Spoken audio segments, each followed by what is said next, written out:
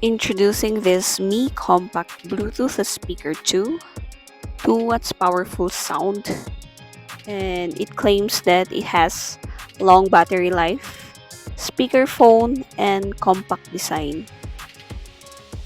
Made from China, and yes, it's 300 mAh, Bluetooth 4.2, and ideal range is 10 meters. So, pag lumagpas pa doon, hindi na pwede. 6 hours playback at 80% volume. So, yun yung claim ni seller. 80% ha, almost malapit-lapit na siya sa maximum.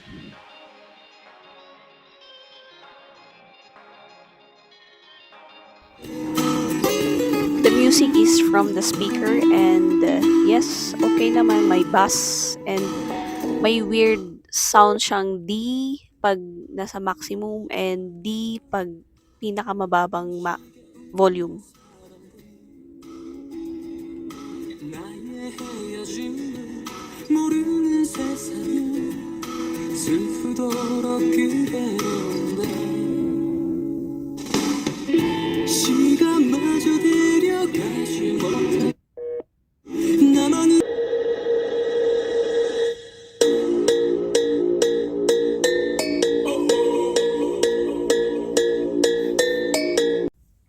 Let's compare with Y3 Macaron mini speaker and almost the same except for the battery na 500 mAh si Y3. So, I assume na mas matagal yung battery ni Y3. Heavier. And yes, Y3 is heavier because of the battery, I think. And mas metal kasi yung made of na ibang part ni Y3. Unlike sa Xiaomi na puro plastic siya. Yung feeling and yung paghawak ko sa kanila is parang mas matibay si Y3 Macaron.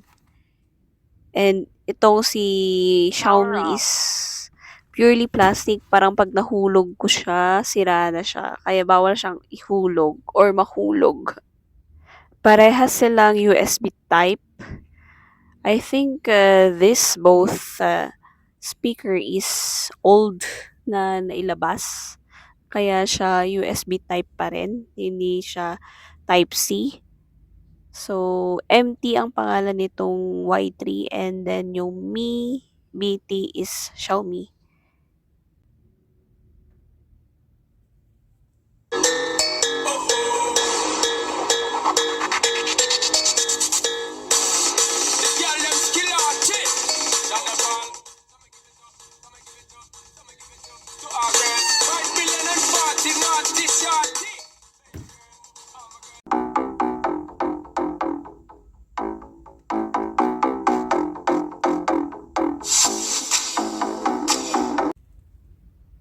This has more bass. Mas magandang sound nito. Mas may bass. Ito matinis. Pero mas louder. Kayo na lang po ang humusga if ano mas magandang itsura. Pero sa weight po is mas mabigat talaga si Y3 and mas malaki ang battery and may metal part siya. Unlike sa Xiaomi is puro plastic siya. So, kayo lang po ang bahala mag-judge. And more sound sample sa dulo. Kahit mas malaki ang battery ni Y3 and mas malakas, I'll keep Xiaomi because of its name and yung sound niya. And it's priced to the market. So, mas mahal si Xiaomi and feeling ko mas madali siyang i-resell in the future pag hindi ko na siya ginagamit. And Y3 will be posted sa marketplace para magamit ng iba at mapakinabangan.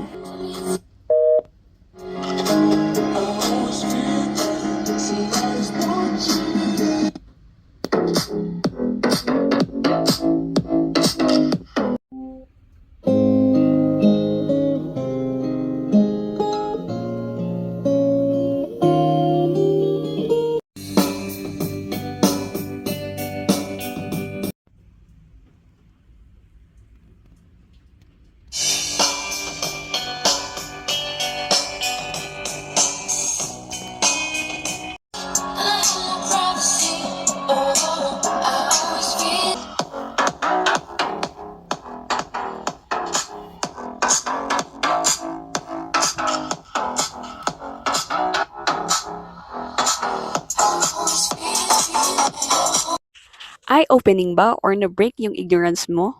Or naliwanagan ang iyong kaisipan? At alam mo na kung anong bibilhin mo?